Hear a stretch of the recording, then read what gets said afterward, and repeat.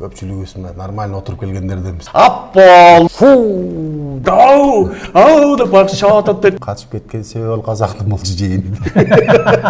Ефре экен деп келип алып, ефре эмес турбайбы?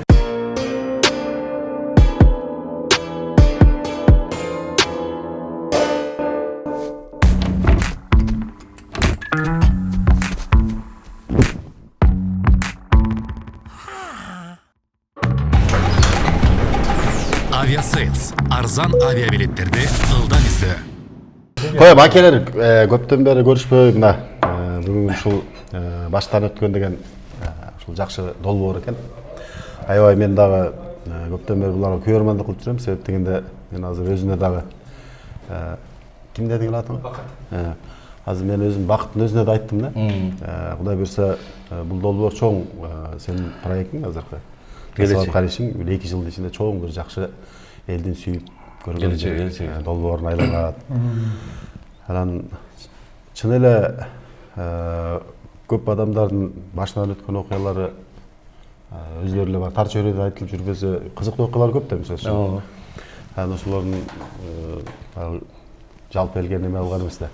Абдаке мына өзүңүз менен Муктар эке өзүңүз менен чыгармачылыкта бардыгын сиздердин жашыңыздар улуу болсо дагы баягы чогуу баштап калдык.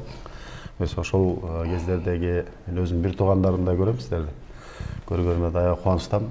Анда Абдакенин башынан өткөн окуяларды угуп баштай эле. Сиз кайсыдан баштайсыз Абдаке? Эми баягы көбүнчө эле биз концерт коюп жүргөн окуялардан эми көз алдыбызда да. Бир азыркы ушул могу көрсөтүү темасы эле мындай адамды бир өзүнө чакырат да. Баштан өткөн деген, баштан өткөн кандай темасы эле өзү эле мындай баштан не өткөнүн баарын айттырып коет экен да. Жашырып жүргөн нерсең бардыгы? Жашырып жүргөнүн эми мен жана ойлоп отурам. Илгери жанагы пластинка менен иштечтик го, пластинка дейм, кассета мененчи. Ошол да эле эсимде да. Кассета менен концерт коюштук элек, анан кийин Толик оператор да эме коет. Анан Толик келбей калып, дайыма Толик коюшту биз билбей жүрө бериптик да. Бир күнү окуучусун жөнөттүрдү жана тоо деген. Жаңы үйрөнчүк экен алчы. Ал көрсө кассета деген мындай айланат да. Айланан бөлөм деп бүтүрөт да. Дегенден бөлөм дегенде алып басат экен дагы. Деп калып калат. Эмки чыгарма. Жана саманчынын жолун карап басканда деп бүтөт. Анан күтүп тур ошол жердечи. Берки башталгыча. Ошондо кассета менен иштеп жүрдүк да. Жакшы күндөр өттү. Мен чыгармачылыкка алгачкы жолу аралашып баштаганда Эстебес атанын тобуна кошулуп калдым да. Эстебес Турсуналиев, Залкарлардын. Мен чынында өзүм ишенген деле жокмун. Балалык неме менен көптөр байкаган жок ошондо Залкарлар менен. 19 жашымда 93-жылы 19 жашымда кирип калдым. Анан студент элем. Анан студент 30-35 сом стипендия алчу элек. Анан 230 сом зарплата. О, менден бай иши жок. Анан биринчи гастролубуз ошол Талас сергезин болду. Эстебес атабыз барган жок, бирок кийинки кетиште мен ушул көп түшүнбөп турмун. Токтобой Черикчева менен Абдулла агабыздын кичине экөөнүн пикир келишпестиги бар экен да. Анан Эстекен билет экен. Жиберип атып анан айтып атат, мейли анда. Кеп бата берип коюңуз Эстекен десе. О, мен экичинди бир кетти эзем барып сол кезин ойгенде барып бата берген эсимде да. Анан ушул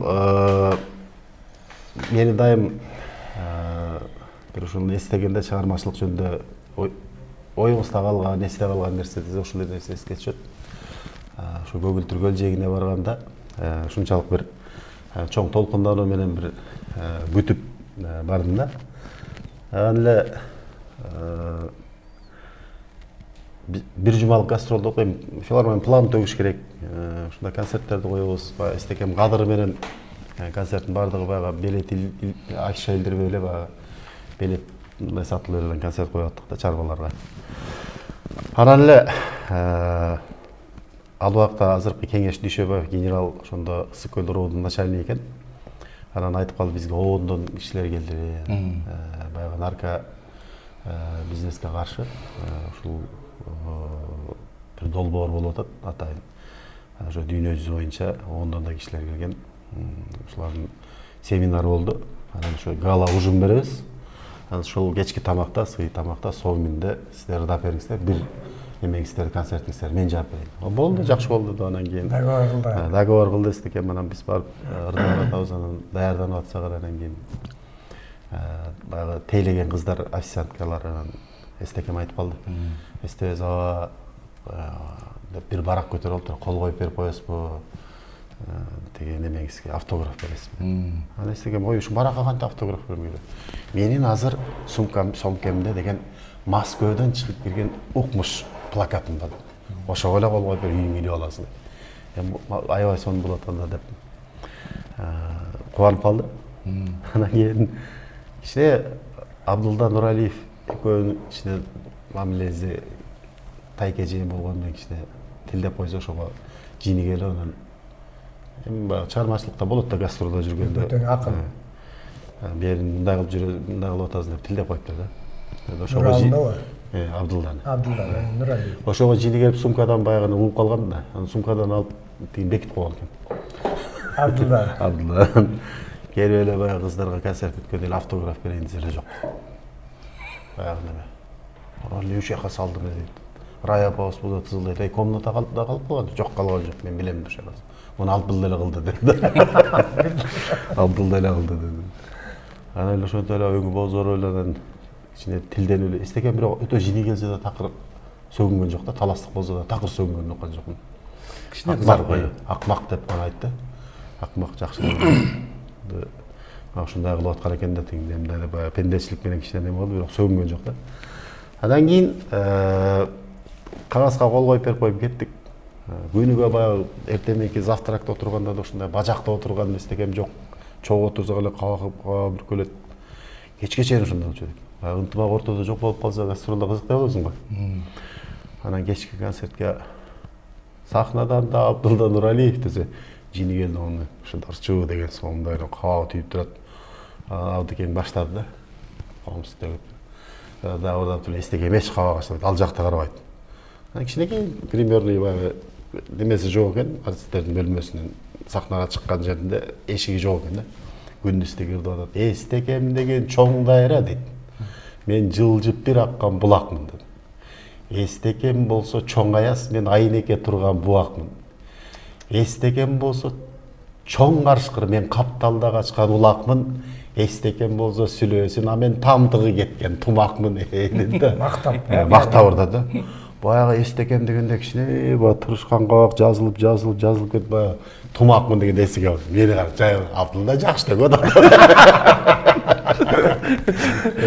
Ана баягы бул айткым келет, баягы биздин өнөр адамдар ичинде кек сактабаган бир жакшы сөз айтса, баягы мунукту кичине капкачылык унутуп койгон инсандар экен да. Анан ошо нерсе көпкө чейин эме болуп жүрдү. Мен муну Кудай буйрса кийин бир дагы өзүмчө бир китеп кылып жазсамбы деп ал убакта куйма кыла калам.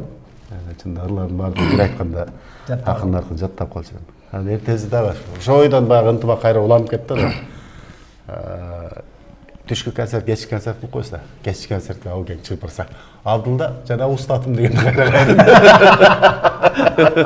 кайра киши ушундай Жакшы көңүлүн таап алган экен да, кайра төгүп ошентип табылып кетти.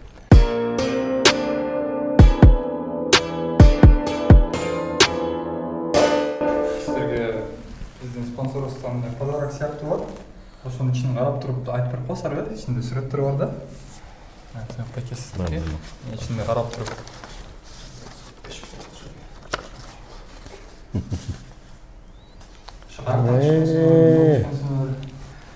Мен муну каяктан таап алдым? Көрсөтүп коюлат. Мен сүрөтүм каякта жүрөт силерде? Мындай каратып коюп атса. Сүрөтүңөр менде жок го деп эле.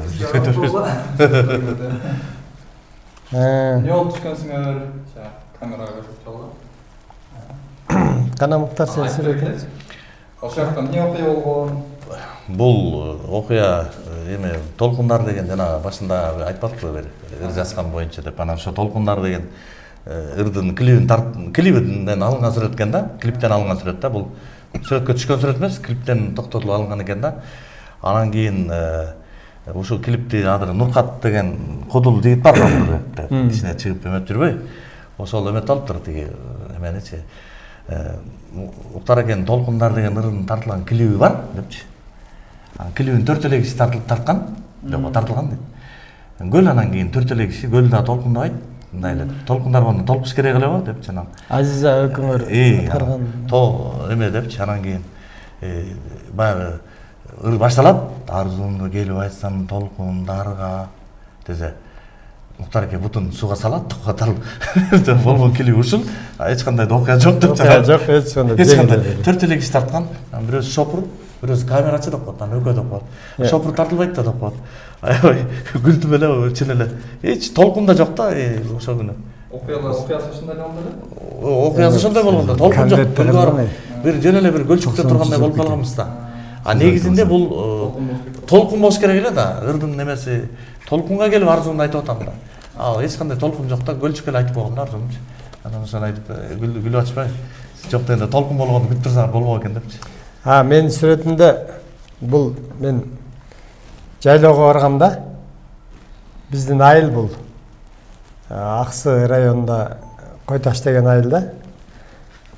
Угуп атасыңарбы? Угуп атам. Я белди укканча унчукпай калды. Сонун жер экен деп койбойсуңар. Өзүм эле сүйлөп атам. Анан Жок, нар жагы сонун экен. Силердин турган жериң эле мындай тас болуп калган. Мындай сүйлөш керек да. Чыкпай калды да, жөө чагып болду. Жок, бул жер эме болгон. Бизде фарфор чыгат да. Ошо. Анан фарфор чыккан жерди булдуржор сүзүп, анан 1 жыл мурун сүзүлгөн жер да. Фарфор баштарганда го толдор эме чыкпайбы? Шылтап койгондо да. Жок, анан ошол жер мындай тектирче экен да. Жактар аска. Анан аркы өттө коюп түшкөн жер да. Сөмөймөн көргөсөңүз.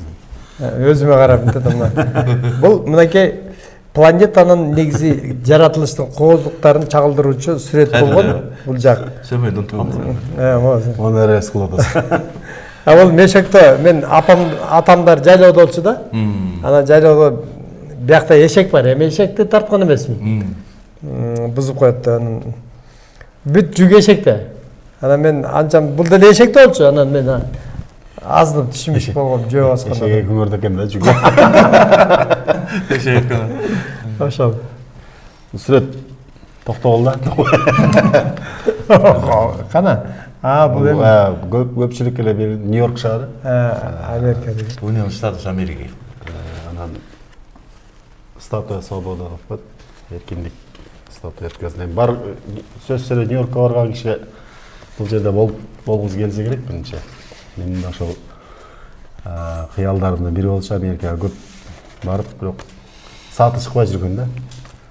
Кээде баягы ремонт иштери болуп калганда киргизбей калат экен. Атайын буга теплоход менен барат экен.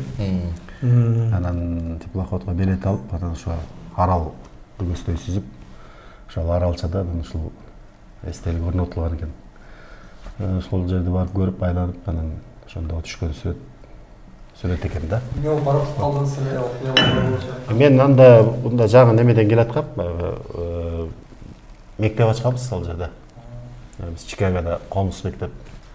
Анан ошондон кайра келатканда Нью-Йоркто менин өкүл балам, өкүл кызым бар ал жерде. Анан ошолордун конокко чакырып, ошолордун толуп анан Нью-Йорктон Кыргызстанга учмакмын да. Түркияга учмакмын, андан бери Кыргызстанга учмакмын. Анан ошондо бир 2 күн Чикагодан 2 күн Нью-Йоркко конокко келип, ошондо түшүп калдык.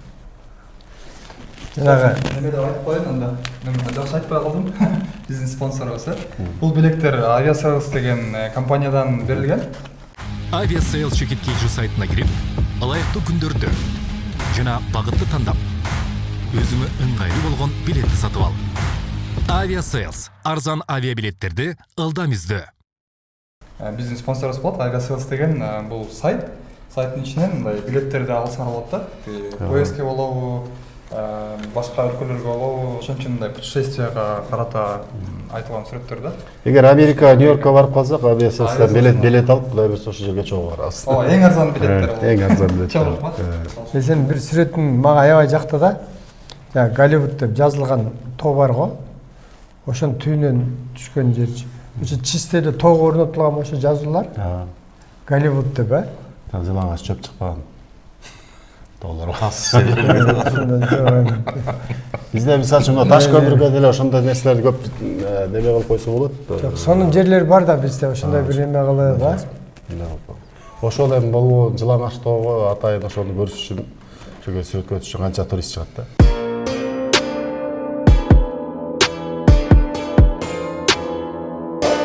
Казарманда концерт коюп атканда билесиң.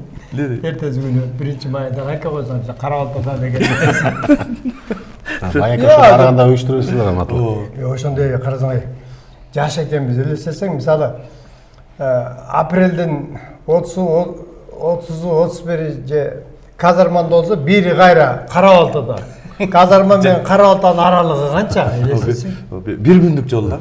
Бир күндүк жол. Катуу жүрсөң го. Катуу жүрсөң. Ишке токтобой атсаң. Түндөп келип, Түндөп келип. Түндөп келип. Ошондо да түндөп келип баарынан уктап калганынан айдап келатам, мен айдап келатам машина. Анан уже Токмокко келгенде чыдабай калдым да. жолдо мен айдабадымбы? Анда жаңы машина үйрөнүп аткан ок. Чындан айда. Түз жерден айдайм да. Абдаке мен айдайынчы. Уйкум келип атты. Айда деди. Аябай карашалап болбой экен. Долондон берип кой, сен аша албайсың деди да. Баягы долондон бериш керек деген эме менен келат турганда көрсөчү. Салып уруп келатам, карагында салып келет эле. Долондон биринчи кайрылат эмеспи? Ошо торумуздан бас. Катып басып алдырдым да катара экен. 60-70 миң. Абдаке арттан учту. Жон деди, долон башталды. Долон башталды. Долон да бакыр өттүм да, долон башталды. Нардан келат. Ошого ушунча неметесиң доран. Өзү бирок Нарактан каты келип алгансың да сенчи. бирок ошондо мага ыраазы болду, ошондой уйкусу келген жок. Катуу түштү. Баягы чаткалга барып анан уруш башталып кетип жолду жаап коюптур да анан через Талас ашканыбызды билесиң. Чаткалдан Таласка. Чаткалдан Таласка ашканбыз да. Сен айдап кетип атасың. Түндө. Мен айдап кетип атам. Түн. Азыр баштан айтайын ошо да. Жок, эми турик тияктар. Тартып атат. Монтаж кыласыздар да бирок. Бир эле камерага ишенбесең. Айдап кетип атасың ачык. Концерттен айдап кетип атам. Алтынбек бар. Анда да чарчап калгансың. Түндө концерттейин да. Концерттен дайым чарчайм да. Чарчап калдың. Вообще менен машина жүрбөптүр да, эч машина өтпөптүр. Өтө бересиң деп салып. Жок, шопурус бар болчу, эме болчу. Ал жол жакшынакай эле жол экен. Мурда негизи. Не кийинки деле. Кийинки деле, башка жол алган. Просто башка жака чол. Уйлардын жолуна чогулгандың кичинекей бир тамагы. Ана кетип атасың. Кетип атат. Деги уктаган адам жок, айланайын бүт эле көзүм мындай. Жолдор опасный да, серпантин, карзам, Нуриза дайым уктап калса, ал деле уктабайт, баарыңар эле он. Бурсаң жол жок да. Анан жана үстүндө фонари бар да, эме фаразы. Ошомен буруп анан жолду көрүп, анан кийин биякта жол бар экен деп ошо көрүп, ошол эмени эсептесек бир 20га жакын серпантинден түшкөнбүз да. 30 канча? Көп болду. 30 канча? Бир жерге барсак жылтыраган эле көздөр. Коркомсуз. Не деп токтоп туруп, не болду? Деп койлор экен го көрсөң. Жылтыраган. Талаа жүргөндө балдар арганда болду экен анан. Бирөөсү уйкусурап элечи. Машина айдаган балам. Уйкусурап эле кийин. Тиги эмеде баягы апша жабыштырабыз го. Камыр менен жабыштырабыз го. Анан камыр 2 күн 3 күн жүрүп калган машина. Ал коюла ар түрдүү болуп, мустап арганда болуп калыптыр. Текте турганча. Уйкусурап эле баягы уйкусун ачам деген менен отуруп анан бияктан алып турам. Бир жолу кыркылдап жыттым да анан чыккан жокмун. Экинчисинде бля болсун. Клей кол камыр дейт. Биринчисинен жармадай эле кеткен да болот дейчи. Уйкусурапчы. Азыр мисалы бир суроо да. Сеймон. Бир ай гастролго чыга аласыңбы? Азыр. Мындай чыдап. Мен гастро кызыктуу болсо чыгып жүрөрүм бир айдагы эле. Баягы Азыркы учурда гастролго чыккан негизи мен эле да. Ушул азыркы туштачы. жок, сен эми. Жок, туура, сен бирок сен дагы мындай мамлекеттерге чыгып атпайсыңбы? Жок, Кыргызстан ичинде деле. Айылдарга деле. Айылдарга деле азыр мен ашылып кеткенден кийин кайра барсам Муркайшан баягы немес эле туш менен жазылган эле эмес өчүп калган болот. Ошо ойдон турам. Оңдоп жазып койдум. Анан эми бар дээрлик баарына мурдагыдай гастролдоп жүрө албайм, бирок кадимкидей сагынган да өзүм. тагын 15-20 күнгө балдарды айтып калат. Байке токтотпойлу, тойпойлорду гастрол. Гастролдун өзүнчө бир эмеси бар да. Эл көрөсүң, жер көрөсүң. Жакшы жүрөсүң. Танышасың дегендей. Чыгармачылыкка да жакшы, ыр жазганга да. Ооба. Гастрол өтө бир мындай кызыктуу окуялар биз ошолорду барктабайт экенбиз да. Ооба. Көп кызыктуу нерселер өтүп Таласка кетип атканда билесиздер? Суур чаап алганда. Ап болду дегенде. Толик көрөрмандарга да айтып кетели. 1-май барат ошо Таласка гастролдук сапар менен кетип атабыз. Өтмөк ашыбыз аркылуу анда жол татаалыраак, көп жасалган эмес. УАЗик машина менен кетип атсак эле анан Мухтар аке, Абдаке баардыгы бар. Анан ошондо кар алаш албырт болуп, жаңыдан кетип, көк жаңы көтөрүлүп, суурлар ийинен чыгып калган мал экен да. Эл жайлоого көчө элек, отурулуп жакыныраак жерлерде жүргөн убактары, анан бир малда бир суур томполоңдо эле байкуш качып эле анан токто десек эле анан кийин бир таштын артына чоң таш экен. Ошонун артына кирип кеткендей болду. Кирип кетти, жок кире элек да анан ташты кармап алып, сууртум эле бизди кетсин десеректин эле умтуп алып, бекинти куйругун көрүп калдым да. Анан болжолдоо турган таш менен баш ушул жерде болуш керек да, анан тиги куйругунан бир 20-30 сантиметрдей жогору калып турган, расчет алып турган, уруп атпайм таш менен. Көрбөй эле. Баш неси болуп калып атпайбы суурдун. Бери сүйрөп келдик, чоң суур экен. Анан келе мына өтүрө албай койдук кан. Олжо болот деген, ошондо жол болот деген ошондо эле деп атса эле баа суур туруп алып калды. Эс болуп калды, нагдабын алып калып көрсөчү. Анан кубалап жөнөдү, балдар тепкилеп таш менен ургулап анан кийин чагып келишти. Анан сойбай суур нети дары болот деп. Ошол убакта дарычылыгы деле болгон жок ошо. Бүт эле арык суур экен. Кыйнап эле жедиргенсиз да биз ошол. Баягы Алып келип куруп жөнөк го жана кимдер куруп беришти го. ошо үйдүн элери. Үйдүн элери. Тиги жанагы суурду кармаганда качып кетип аткандачы. Та балдар таш менен урса дагы жанам жыгылып калат. Анан Толик деген жана айткан операторчу ап болду деп десе эле тиги жатып калат сорду эле. Бир бал кайра жөнөйт, кайра кубалап барып таш менен дагы жыгылып калат. Кайра Толик үнү чыгат ап болду депчи. Аябай бакчы экен да мындай. Жүрөгү жумшакчы. Суурга тийгенде эле мынтип болду эми урбаса экен деген эме келет экен. Болду деген. Өлдү дегенде, болду, тийбей эле деген. Дегендей айтат экен, ап болду депчи. Өлтүрбөй сойгула дегендей болуп. Өлтүрбөй сойгула деген. КТРде отурбагандагыдай эмесми? Свободно эле видеода эле отура эле, эметпей. Чеченде отурбай. Чечиле ал. Бириңерге жардам берип, ошо. Чечендер сабагыңыз бар эле ошолорду бүтөп. Ошону айтып бериңизчи. 20 чечен чыкты деп коет. Өзгөнгө барып калсак келдек жастар болуп. Бир үйдө конок болуп отурсак анан үйдүн ээси айтып берип атпайбы? Армияда 730 күн болсо 730 күн калтак жедим. Кем айтты? Бирөө айтып берип атат да үйдүн ээсичи. Бул сезилип калды. Аябай күлдүк да. Ошон үчүн балдарым келип эле баягы спортко кыйын болсун деп сразу үйгө турник жасадым дейт биринчиден. Кийин балдарым үйлөнгөндө элечи. Балдарым армияга барганда кор болбосун деп дейт. Кудай шүгүр балдар.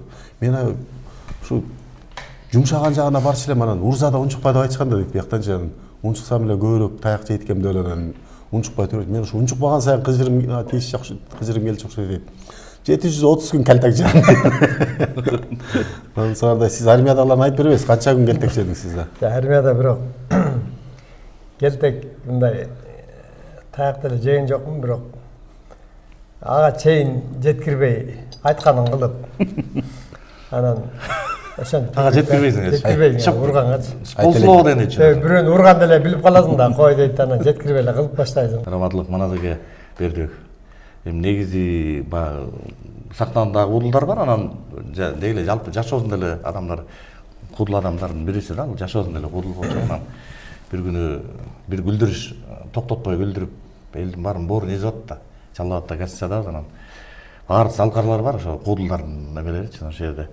Биринен аш бири күлдүрөт да. Анан кийин Маназеге айтат деги. Мен дейт, айылда дейт, кичинекейимде бейбаш элем дейт да. Анан кийин дейт, баягы жанагы мектепке баратканда дейт, анын себебин мектепке баратканда бирөөнүн почтанын ити бар дейт да, 3-4 тамдан кийинчи. ана деп эле ызылдап чыгат дейт. Жүрөгүң зырылдап калган, мага жакындаганда эле жүрөгүң чыгат дейт. Ау деп чыгат дейт. Таш менен урсаң дейт. Таштын артынан коламайдан деп барып тиштеп, ау таш экен дегендей болуп анан тиштеп коет дейт. Ал таш экен да дегендей болуп анан кийин бир күн шашпа сен дейт. Жерден кар түшкөндө сык бышырып туруп анан кагазга ороп алдым дейт. Анан кийин келдим дейт. Баягы тушуна келгенде ау деп чыкканда мен сага деп туруп баягы ысык кар түшкөндө ыргыттым эле дейт. Арттан уруп барып ау деп тиштеди эле дейт. Тиштерине кар түшкөн сайылып калды, ысык кар түшкөн сайылып калды дейт. Ал киши эмес да дейт. Ала албайт дейт. Ау деп атат дейт. Бир маалда дейт колу менен чаап калды дейт. Ау деп баягы чаап атат дейт. Бир маалда албай атат дейт. Ушундай эле колду салтырып алып болду ыргыт дейт. Манас ака бардыгы эле нормально келаткан колун салып берген жери мите болуп калыш жерде деп ишенбесең өзүнөн сурабайсың деп коет экен. Ордо токтотпой күлдүрүп атат да. Анан эме деп калды. Текти элечи. Азыр манас айтса күлбөй коебуз депчи. Анан ишке чыгып кеткен коридорго. Азыр чыгып киргенден кийин азыр күлбөй коебуз деп атпайбы. Анан кийин киргенде эч ким күлбөй жок. Манас акенин Сүйлөшүп алдык. Манастыкы эле өтө береби мунуку депчи. Тигиле өздөрүнчө кудулар сүйлөштү. Анан кирип келгенде Манас ака стойкасы бар го мындай походкасы. Ошондой болуп кирип келип анан кийин бир нерсени айт деле эч ким күлбөй койду да. Күлбөй койду эле. Өтпөй калды деле. Кайра күлөрдү. Баары бир күлдүрөм мен силерди дейт. Ошо аябай мындай жашоосунда кудул киши эле да. Мисалы Ошто мыскыл тамаша менен барып калдык. Илгери 98-жылы. Тиги жолдо катары эле бордебиз барды. Таң камал учуп калдык самолеттан. Кетип барсам баягы кыштын күнү оңой менен жерге жарык кирбейт го, 8 болмоюнча. Саат 5-6ларда кетип атат окшойт менимче. Бер мындай, мен биринчи жолу учуп атам да ошко. Бер тигинде жок, ага чейин учуп барып келдим. Эми артисттер менен биринчи жолу кетип атам да. Ушундай түшүндүрүп кетип атам. Ар ким айтып келди, мындай деген айыл десе. Жакшы деп келсем. Сыймык дейт. О, күйүп турган көрдүңбү свет дейт. Муну күйүп турган дейт. Ошол свет деп. Ошо мен Жалал абад бардык, Ошко концерт коюп Жалал абадка да коюп атабыз анан. Кубанычтын үйүндө экен, ошол жерде бардыгыбыз чогуу жатабыз. Жатып эле күндүз эмне кыласың? Телевизор көрөсүз да. Албакта телевизор. Япония жөнүндө көргөзүү болуп атыр анан. Мазыга карап туруп. Ушу Японияны көргөзгөндө кайрада бир баргым келип кетет да атпай. Мазыга сине Япония бардың беле деп бергип ал жанында эмелерсиң. Жок, мурда да бир баргым келди деп атат. Мурда да бир баргым келген дейт. Азыр да баргым келип кетип атат. Жок. Айдан киши бирок чында күчтүү талап.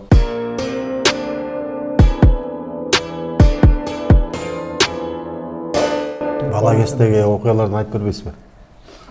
Азыр эске келбей атат, ошо ойлонуп. Баштан өткөндө эле сиз чачтан өткөн дегендер айтат окшойт деп эле калпак кийип олуптуруз, жашты жашырып. Жок, мен жашырып алгам азыр. Жөн эле баягы эфир экен деп келип алып, эфир эмес турбайбы? Мен эфирде эле болуп монтип, так, биз убакта деп сүйлөдү экен. Үй экен да берчи. Bunu bilgende bunday эле келмек экен, мен билет. Шорта мели. Эфир экенсиң, бирок эфир экенсиң го. Теге немеге гастролго барып калдык илгери. Сиздерден кеткенден кийин өзүчө. Силерден кууп кеткендей. Силерди куугандай. Силер өзүңөрчө кеткендейчи. Биз Казакстанга Муктар эке өзүнчө топ ачып кеткенден кийин Кадам жайынын үстүндө Бүргөндү деген айыл бар экен. Анан аябай таза сууда жок, ушундай тартыш айыл экен. Сен деле бирөөнү жеп койчу, жок, эл айтып атпадым. Экөөлө жеп. Экинди деле жейин, сен экинди жеген турбайсың. Анан кийин бирөө концерт уюштуруп Бүргөн деген айылга чыгарып калды. Өмүрү барган жок элем. Ошол жерде Кендек эке болуп үйүндө жатып калдык. Эртеси дагы суроолор боюнча дагы бир күнгө узат. Концерттер ошол жерде турабыз. Күндүз сүйлөшөсүң да. Ошо жана Кызыр Алейхисалам жолуккан боюнча неме болуп калды да, сөз болуп калды. Анан Келдебек байке айтып калды, илгери эстекем болуп казарманда концерт коюп атабыз дейт. Анан концерт коюп атсак эле бирөө келди дейт, бир Жигули менен. Анан мен ушул айылдын, ушул совхоздун главный экономист болгом. Бүгүн меникинде конок болосуздар. Кечинде концерт бүткөн тушка келем, алып кетем. Кое бериңиздер, жакшы, мен даяр камылга көрө берейин деп. Концерт бүткөндө кара Жигулиз менен эстекемдер салып кетти дейт. Үйүндө коноктоп айтып калды дейт. тиги Кыдыр алейхисаламга жолугуп батасын ала албай калдым деп айтыптыр да баягы киши. Анан сиздер деле Кыдыр жылы болгон кишисиң, эгер силердин батаңарды алып коеюн деп батайын суранып алдым бүгүн башкармадан мен коноктойм деп. Кандай болду десе, илгери бир Правда деген гезиттен окудуңар беле? Правда, известия ошо бир өзүнө чыккан экен да. Канча тонна жүк менен Жалал Абадтын ашуусунан кулап авария болушкан экен да. Анан ошондон аман кала мен болчумун деп айтыптыр да. Бул окуя мындай болду дейт. Көп турган убагымда айтат экен да. Анан прокурор менен дос болдум дейт. Начальник ровд баардыгы менен ушуларды коноктоп үйгө. Анан ала күбө болуп, алтын комбинат жаңы курулуп атканын алды дейт. Комбинат ишин баштайлык, бирок комбинатты куруп аткан дейт, жатаканаларды. Ошонун прорабы менен жакшы тааныш болуп калып, анан аны дагы ошо конокко чакырып, анан сотту баардыгын коноктоп, анан ушу саат 4:30 тарашыптыр да. Анан тиги прораб үйгө эле жатып ал десе, жок, мен жеткирип эле койчу, эртең мен да киши келсе, мен жок болсом дагы арызданып жүрүшпөсүн. Анан 4 километрдей алысыраак, билесиздер да баягы комбинатчы. Казарманын тоосторону макмал комбинат. Анан ошол жерге тыштап, анан кийин комбинаттан чыгып дагы 1 километрдей жолдон бурулат да.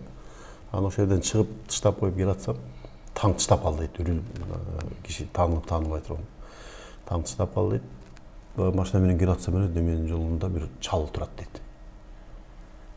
Жолдун боюнда эле, ак кийимче. Токтодум дейт. Токтогондон артка айдадым дейт. Бирок кичине баягы кыйбаа кылып, эңкейип эшикти ачтым дейт да. Аксакалга эшикти ачып берейин деп. Бирок кызуумун дейт. Мындай туруп, анан карасам отуруп калыптыр дейт. Шаарга дедим дейт. Анан мени караган жок дейт. Мондай таягынан бери аппак экен дейт. Анан башын мындай кылды дейт да. Анан денем үркөчтү дейт кичинечи. Баягы өмүр көрбөгөн чал экен дейт. Менин бетим караган жок дейт.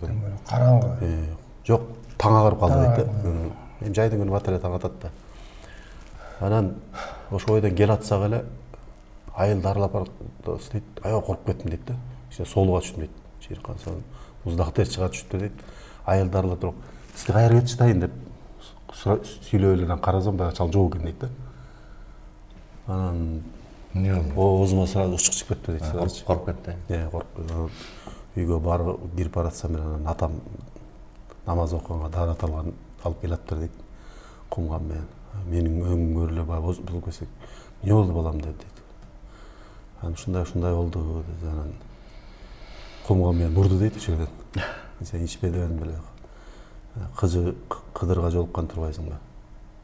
Анан батасын алыш керек эле дейт. Анан ошондо деле анда деле көп неметкен жокмун дейт. Дагы деле улантып жүрдүм дейт. Анан улантып баратып, анан ошондо жанагындай окуя болду дейт. 18 тоннадей жүн менен Жалал Абадка кетип атып, анан башынан баягы зилкия деп койчулар го, зилкабас деп. Ошону менен кулашып, анан жүн амортизация болуп жыгылганда. Кайра тиги машинаны тургузуп, кайра ушинтип 1-2 кило салганда эле шофер түшүп калыптыр дейт кабинадан. Анан немесине чейин, түбүнө чейин, түпкүрүнө чейин кабинада мен кетпедим дейт. Бара берген. Баягы тияк урунуп бара берген, бирок эч жерим эчтеке болбой анан мен чыкпадым дейт. Анан ошондой баарын токтотуп, анан кой. Эми Кыдырдан бата ала албасам да, ошо Кыдыр жылы болгон кишилерден бата алайын деп сиздер чакырдым, бата берип коюңуздар да. Анан эстекем ошону тиги Келдибек байке ошону айтып берди. Анан айтып бергенден анан ошо бизди коноктогон баягы бүргөндөр киши айтып атпайбы? Мен да жолуктум окшобойт Кыдырга дейт. Чернобылдан келдим дейт. Жап-жаш баламын дейт. Мен 20-22 жаштагы дейт. Бүтүн райкомдордон бери Чернобылдан келди деп эле өзүм карашат дейт. Сөзүм закон дейт. Айлык болсо эле окумуш коюп берген дейт. Акча көп дейт тияктан келгенде да.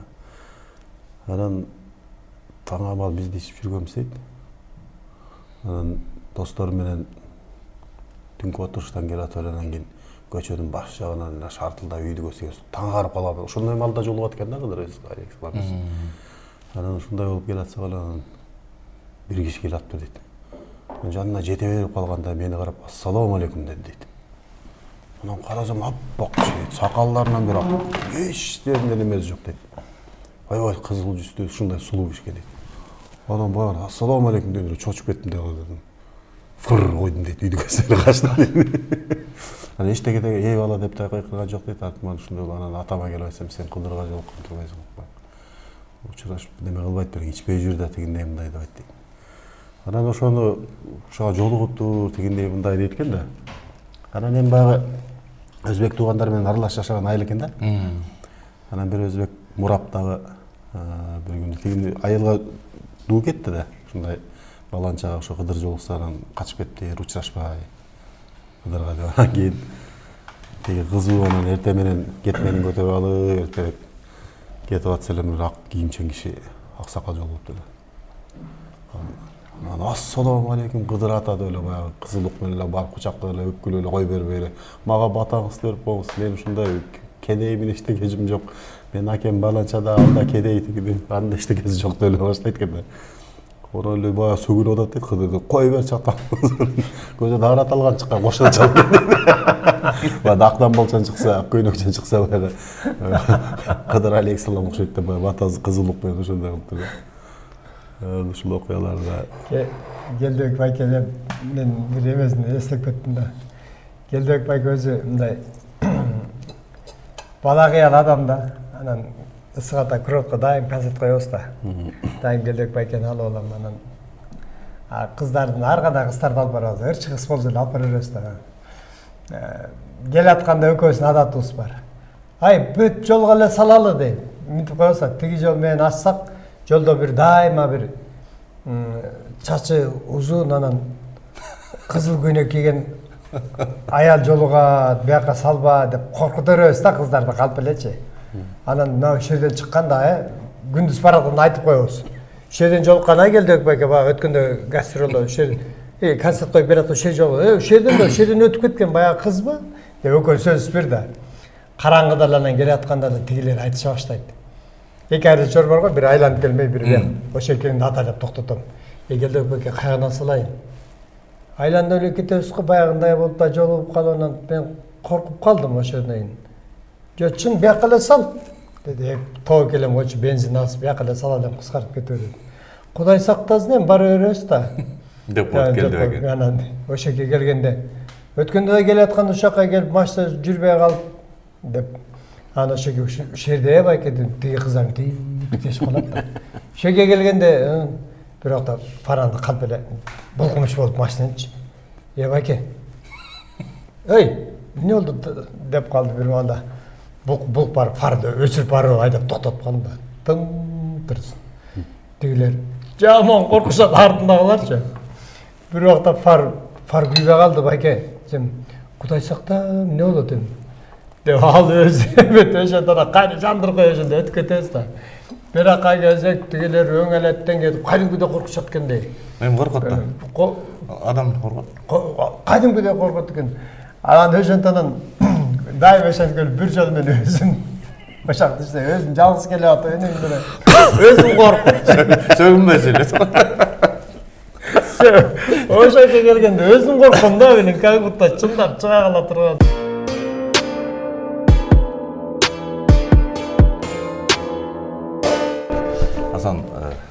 Асан калый дешет деп элдер. Асан Керимбаев, Анан тиги эми жаңы институтта окуп жүргөндө таанышып калдык, бир 4-5 жыл келип концертте жолугуп калабыз.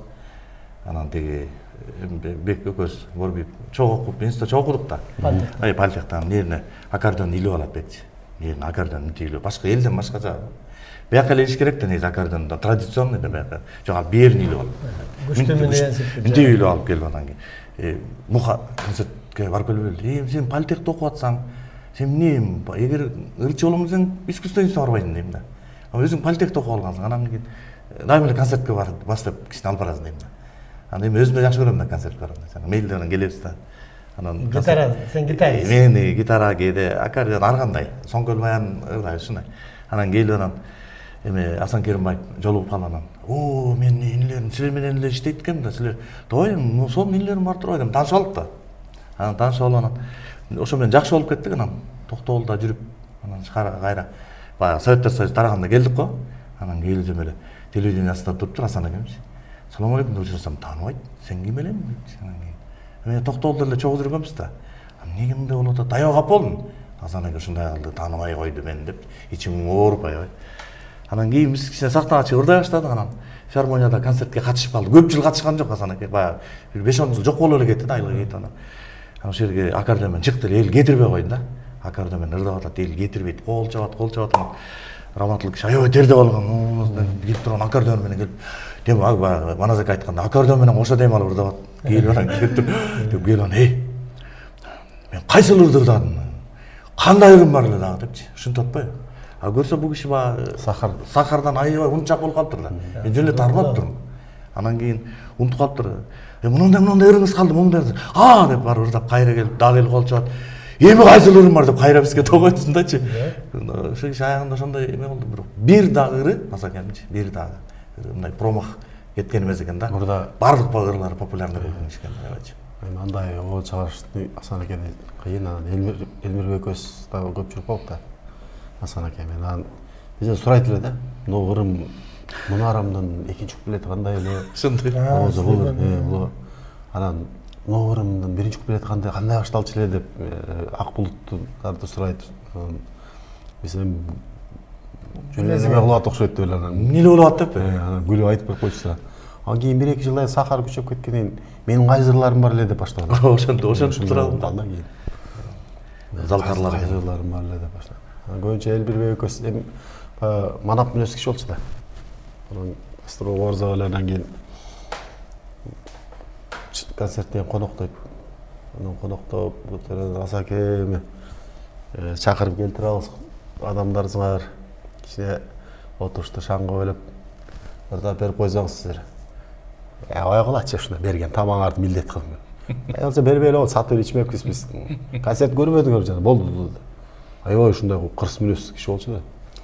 Анан Элмирбек көзүнөн жубат эле кой Hasan акем салкарыбыз мындай салсын. Биз ырдап берелим. Эстекем сөзү бар эле, козу бычакка жараганда кой өлүмдөн кутулуптур деген. Ансыганда биз кызмат кылалы деп. Биз ырдап жүрдүк да. Козу кандай деди? Бычакка жараганда кой өлүмдөн кутулат. Козу бычакка жараганда Козу сой берет да. Бул эми Осмонкул аталардын сөзү да, илгерки эстекем ушинтип койчу эле. Азыркы мен айткан келдек бекен эмес жарабайбы? Жок, жарайт. Мен айтты го үйдө отургандай. Жок, жарайт. Үйдө отургандай айтып өтөрүлө деди. Мен баштан өткөндөр бүт ушу ичкен жүрдү. Жаллан ичип жүрүп өткөн. Жок, жарайт. Көлдүк кыз деген концерт коюп калдык илгери. Анан Элмирбек раматлыгынан давай башкача афиша чыгарабыз. Кандай афиша чыгарабыз? Сыймык Бейшекеев өзү жазып атат баарын. Көлдүк кызын төркүлөтүп келет деген концерт коебуз. Темасы жаман болсо. Көлдүк кыз деген чоң тамга менен жазсак, сонун төркүлөтүп келет деген кичинекей. Башкуда Болот Токтобаев, күйөө жолдош Элмирбек Иманалиев, кудагы Истамгүл Турдалиева деп. Ушулардын баардыгын эме кылып, анан афиша чыгарды. Караколдо ошо биринчи жолу анан 2 күн концерт бердик 97-жылы. Мен чынында Элмирбектин бир ырчылык, оончулук, төкмөчүлүктөн башка дагы уюштуруучулук жөндөмү дагы жогору эле да. Ошол нерсени болбосо ошондой кылып анан элге да алакта эме азыркыдай эмес эми улакта афишаларды окучу эле да, токтоп алып ар бир кимиңиз катышат ба, эместер бар. Азыр эми афишаны карабайт, келип туруп сүрөтү менен турса да карабайт го ошону. Эми соцсеттер эле болуп калды азыр көчөчү. Бишкек шаарында мисалы үчүн концерт коюп атабыз, афиш илбей деле калдык. Жалаң эле ошо соцсеттердин эмеси менен. Анан ошого аябай бизди баягы биринчи концертте элдеме кылбай ошо 2 күн келип берди. Ошо баягы Элмирбектин чынында баягы иш билгилигине ушундай болду окшойт деп. Экөөбүз оончулар ырдашат деп гастрол кылып калдык. Раматлык Талайбек Тургановго туулган күнүнө концертке бардык. Анан биз экөөбүз калып калдык. Биз Студент кезиңерде деби? Студент кезде. Анан ошо 96-жылдары. Анан Элмирбек Иманалиев карап, Сыймык Бейшекеев күзгүнөшөр деп жазып, көлдүк кыз деп жазып койду. Анан кийин туштарына да жалып атан афиша чыгарып алганбыз. Экөөбүз ырдайбыз, эми карабайсыздар, баягы ошол убакта же видео, азыркыдай телефондор жок. Экөөбүз Кара көлдүн кыздары деген ырды сонун кылып дуэтке бөлгөнбүз. комуста эки голос менен чертип үйүндө дагы 2 голоско бөлүп аябай сонун ырдадык ошону. Анан бир да жерде запись болгон жок. Анан Чаткалдан баштап Жалал Абадка чейин келдик. Киши деле кыйратып келбейт, бирок аябай ушундай көңүлдүү жүрдүк да. Чаткалдын ырчыларын кошуп берди, аппаратурасы менен Тоогай деген ырабатлык агай бар эле, Талайдын агайы. Анан ошол автоклуб деген машинасын берип, анан аппаратурасын берип балдары менен кошуп анан кийин ырдап жүрсөк, анан Рахманжан деген айыл концерт кое турган болуп калды. Нокенде. Анан концертке чейин эле биздин духубузду түшүрүп койду келип. Бир жаман баягыда бул ырчынды сабап Эле. эмне алабыз? Тиги музыкабызды даңкылдап атат. Участкой бир келип кетти. Участкойго чейин бирөө келди. Не? Кандай зари? Анан биздин айылда мына Кудайга шүгүр. Көпчүлүгүбүз нормально отуруп келгендерденбиз деп баштады. Бирөө келди. Бирөө келе бизде ошентип неме болуп баштады. Аябай чында кооптондук эми баягы жаш бала болсо 22-23 эле балдарбыз да. Анан кооптонуп Элмирбек айткан эмне кой бели кете берсек ошентсе токшойбуз деп турсак анан участкага келип калды. Бирөөнүн баягы люлька деп койчулар го, тиги Урал мотоциклдин люлькасын отургузуп алган экен. Ал көзү кармалып коркчан экен, кармап алып кетип атпыр дагычы. Эл ирмези бар экен. Анан участкой биз менен сүйлөшүп атса эле баягыдан эл ирмези кармап кетип эле бакырат экен, эл ирме кармаганда.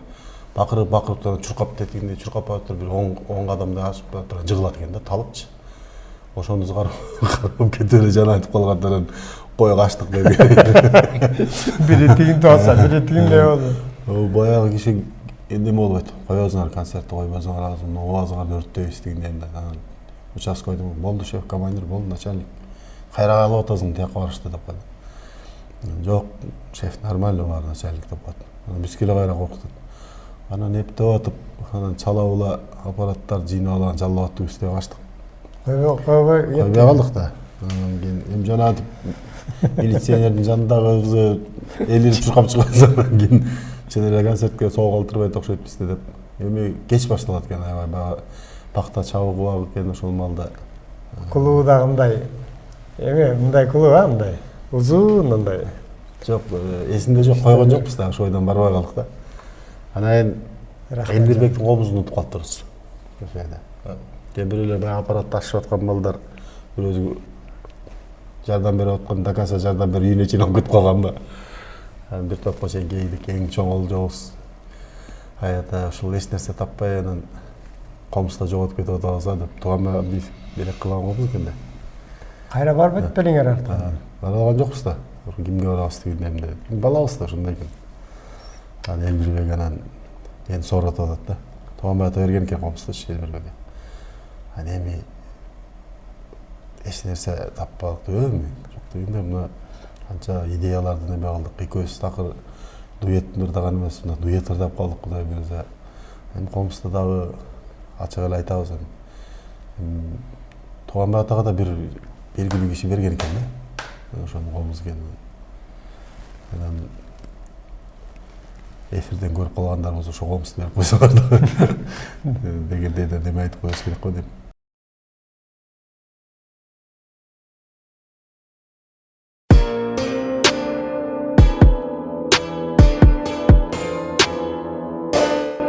Кыскасы ушундай баягы сөзсүз эле гастролдо жана гана күлкү шат боло бербейт экен, кээде ушундай баштан өткөн нерселерди эскерип туруш керек экен.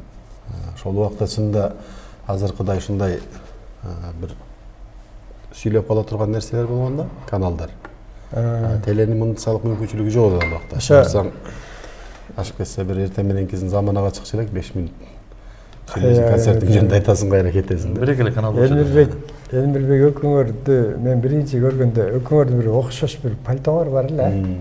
Кара драп пальтосы. Драп. Экөөнүн айырмачылыгы мындай айырма албай эмес, айырмачы эмесмин да, мындай экөө бири-бирине окшош болуп эле. Анда сен мындай көп эме болчу, арыгыраак болчуң да. Арыгыраагыбыз эле арыгы. Азыр эмне деген экен атат дерсен. Сен семизирээк да деген. толугураак да. Толугураак. 60га чыккыча эле уже кандай сөз сүйлөгөнү билбей жүрөм. 59 десең. Мен тиги 93-жылы Токтогулга кетип атам, бияктан чыгыпчы. Анан бир жума кар жаап салды жолгочу. Февралда болчу. Токтоп калды. Ош Бишкек жол токтоп калды да. Анда эмне азыркыдай эмелер да жок. Анан өтмөккө жеткенче 3 күн өттү. Посттон гайден айтты деги чыкпагыла. Бияктан азыр жолдо жок, жол жок. Баардыгы көчкү. Чыкпагыла десе болбойт. Эскерткенбиз, болбой чыгып кеткенбиз да. Анан кийин туннелге барып бир күн жаттык. Туннелдин ичинде, ортосунда, ишөбөйүздө ортосуна машина коюп алып, бир күн айры жаттык бирстикка. Эртеси машинанын ар нерсе болуп жүрүп эптеп, эмеге жеттик, өтмөккө жеттик бир күндө. Курсагыбыз ачка, тамак жок, жолдо адыркыдай столовой жок. Машина жок. Эч нерсе жок, 90-жылы. Анан кийин ошол жеттик эптеп өтмөккө. Жок машина жок да, бир жума болду. Үйгөлөр атасыз да. Токтогулга кетип атам. Илгери баягы коммерсант болуп жүргөн убакта. Анан кийин товарлар бар жүктөгөн, машинада товарлар бар. Башка эчтеке жок. Тамак аш жок, столовой деген жок. Анан ошол жерге жеткенде дагы 2 күн жатып калдык ачка. Баягы болгону бир бөлкөнү бирөө ошодо бир 30 киши жатып калдык да өтмөктөчү.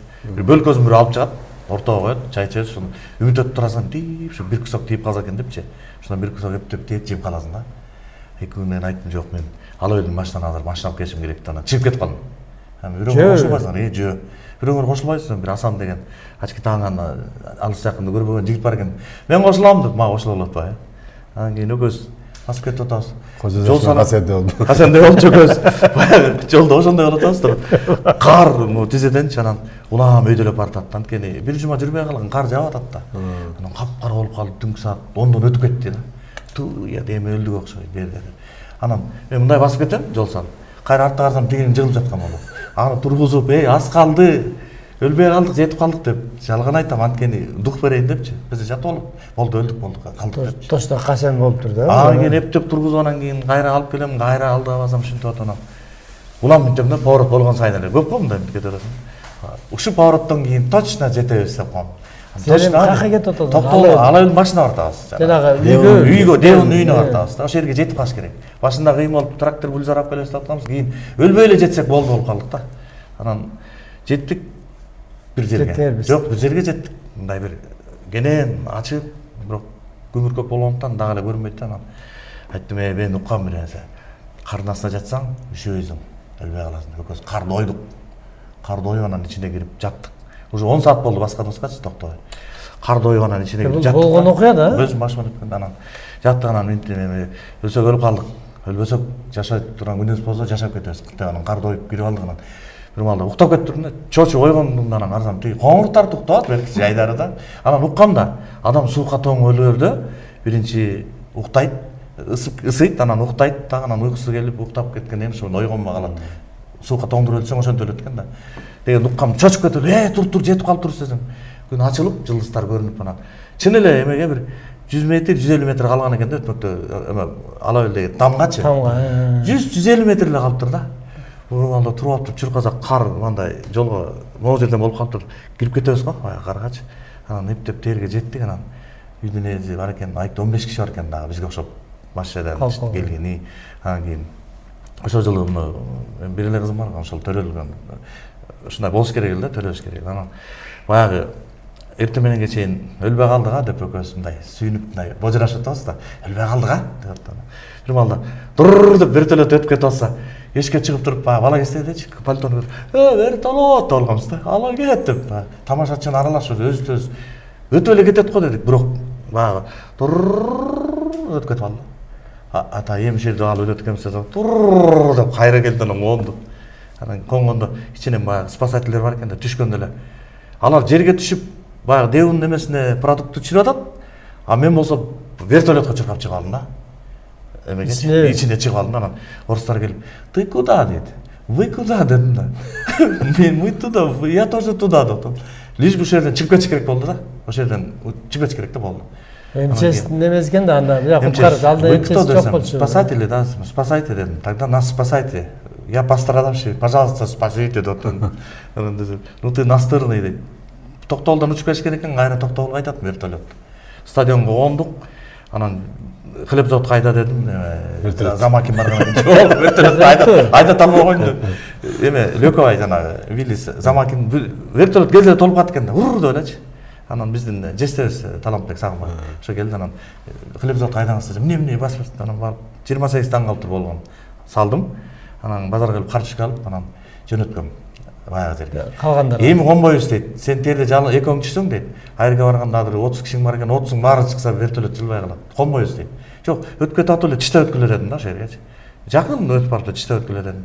Анан кагаз жазып турган анан тиштап болгон да. Мен анда 93-жылда, 98-жылдадым да. 5 жылдан кийинчи. Анан баягылар нандарды жешип, карточкаларды бышырып чыгып анан бир жумадан жол ачылгандан чыгышыптыр да. Анан ошо көрүшүп кийин, баягы бизге нан жөнөткөн Муктар ырчы болуп кетиптир деп баягы мени таанычы. Кийин жазышып баягы. Ушундай бир окуя болгон да.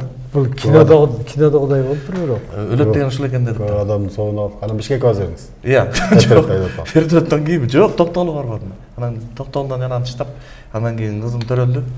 Андан кийин ошол окуя мен Тиги орустардын ичте кетти вертолет. вертолет менен жакын өтүп немеге өтпөктөн тиштагыла дедим да. Конбойбуз деп коркот да. Консоң эле баягы 30 киши вертолетко чыгып алат депчи. Коркунуч, өлүм коркунучу жаман экен да. Бир жумай болгон вообще сложность. 93-жылы. Ушундай. Бул мындай сен айтып атпайсыңбы? Биз бир охотада жүрүп, мен охотаны жакшы көрөм да, бала кезде да, ошо биз жакта. Бир жерге келип мындай өтүп кетиптим да, бир убакта эле кыйкырдан аркы өтүп, жат деп эле мынтип карасам эле шау деп бир нерсе аппак болуп эле көчкү келатат да. Анан бир немени түндө кире калса арчанын түнүнөчү. Гуу болуп калса бир заматтачы фуу деп үстүнөн өтүп кетти да, бир нерселерчи көмүлүп калгандай болуп элечи. Жал эмелер тийип жерге тийип эле жана эменчи таш экен ошо жерде мен калып калгам да. Алар ойлоп тур, бул өлдү деп. Бирок коркконго даже ал өтүп кеткенден кийин анан коркут экенсиң да. Шок билбей каласың. Билбей калат. Мен корккон деп жок, эч нерсе болгон жокмун да. Жок отурасың. Сиз азы коркуп атасыз. Кайрадан Азыр коркуп атасың. жок анан неметкенден кийин анан Азыр апаптайсың сенчи. болуп калыптыр, жок. Эч нерсе жок, таш арылаш, анан багы кар жок, бүт шыпырып кеткен да. Анан кайра базып чыгып тигилер ышкырып атпайбы? Тигилер нес бойдон катып калыптыр. Тиги мен акелеримде малар нарып кетип жүрөм, мен бияктан айдап түшөм дегем да. Эликти качырыпчы. Өшүн алдына калган, бирок өлбөй калгам да, ошондо кийин коркуп неметти. Коркпаш деп болот да, өтүп кетиптир.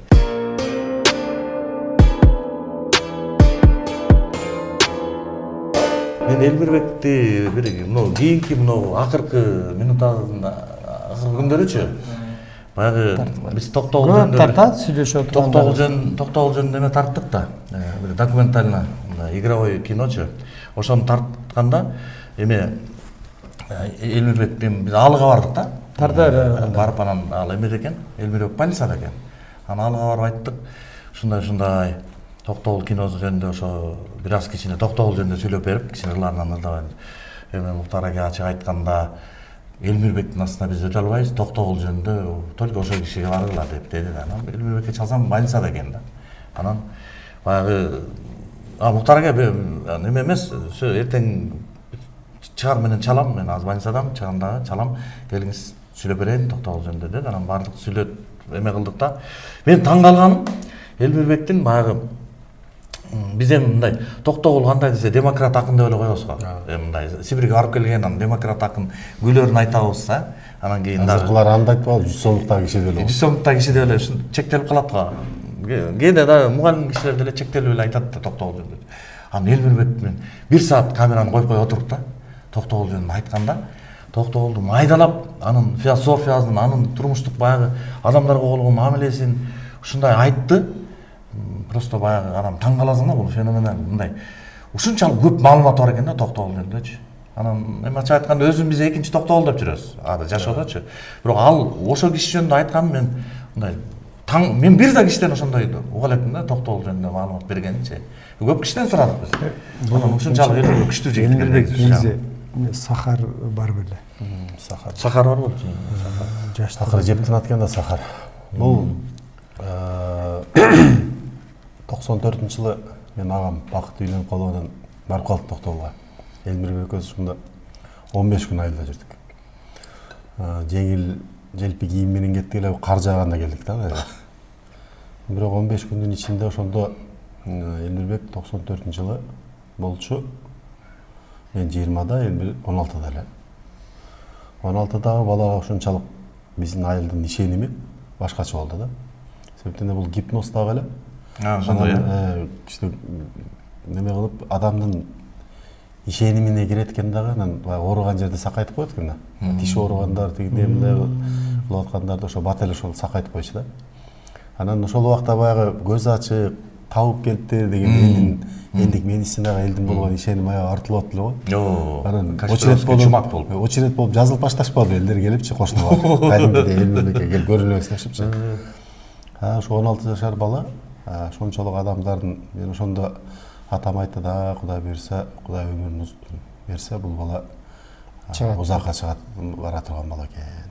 Анан баягы сүйлөшкөндө да ошо чоң адамдарда сүйлөшүп ошол балда менин классташтарым да ошончолук баягы эми өздөрү 20 жаштагы балдар же иш кылышпаса, айылда жумуш иштебесе, айлык албаса, жөн эле огороддо эле иштеп жүргөн балдар ушунчалык бир сый көргүсү келип, анан бир улак тарттык эле бир жерден. Анан ошол улакты аламан кылып анан алып качпай берчү эле го. Анан ошону алып качпай бердик, тигиндей мындай дашпай. Анан ошо силерди коноктоп жаңы жолго чейин анан жөө бардык. Жаңы жолдук классташтар чакырып анан курдак кылыштыр. Улакты, мына ушул улакта анан башы жок мен көргөстөн. Жада бул запкы деле көргөн эмес го деп. Элмирбек мен ошондой эле карак экен да. Муну оюн башта элек деп алып качпай бердиңер деп калды. Запкы жеген улак эмес го. Тартылган улак эмес. Анан ошондой башын эле алып качып. Таза тигилердин кумардан калтырыпсыңар да деп анан экөөбүз ошентип күлүп анан курдак кылып бербешти. Анан кийин айтып атпайбы балдарчы. Элмирбек билип койду. Мал базарда мал айдап келатсак бир улак кошулуп алды дейт. Айдасак да болбойт дейт. Анан алып келипсиздер. Анан кайтты неме кылсак антебиз анан улакты жыгып алып анан сарайдын ичинен ары бери сүйрөгөнбүз дейт кичине баягы. Тартылып жүндөр неме кылсын, кичине булгансын деп булганбай калды. Негизи кыракы жигит эле да. Анан кийин мен айтып берсем ошо мен ошондо эле билгенмин бир жактан келгенин. Деп анан күлдүлөр да. Анан ошол ал убакта баягы тойлор немеде болчу эмес да.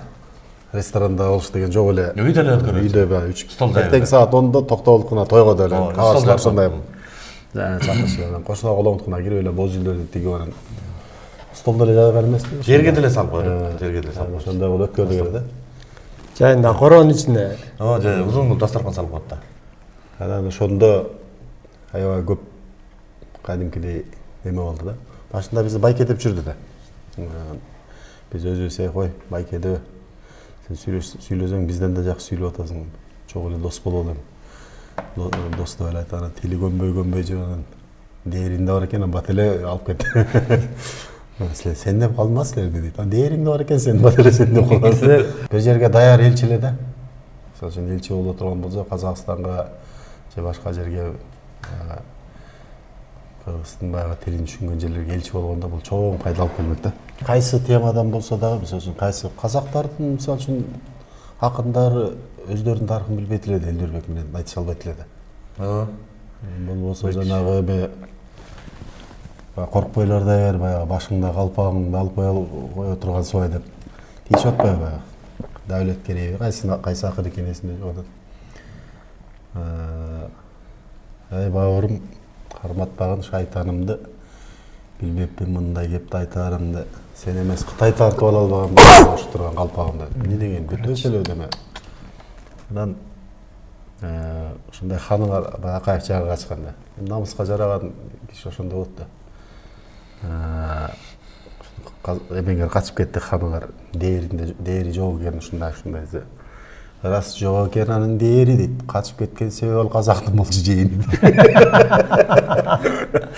Карача. Анан жанагы сабыд эле биздин төбөбүздөн колдоп турса Кудайымыз дейт.